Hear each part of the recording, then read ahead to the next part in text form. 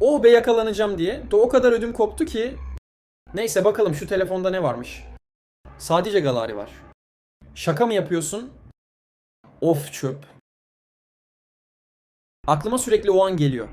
O kazada olanlar. Beni almaya geldiğin için. Teşekkür ederim abi. Bana bak. Bana abi demeyeceksin. Benim tek kız kardeşim Yıldız. Anladın mı? Anladım ama ne diyeyim? Yani dayı falan mı? Boş yapmayı kes. Neyse yine de teşekkür ederim amca. Of. Şımarma hemen. Bak bugün seni okuldan. Almamın sebebi evde bayram yemeği yiyeceğiz. Geç kalıp günümüzü ziyan etmene izin veremem. Seni almaya geldim diye kendini bir şey falan sanma. Abi önüne bak. Araba geliyor. Lan! Kolum Yağmur. Yardım et bana.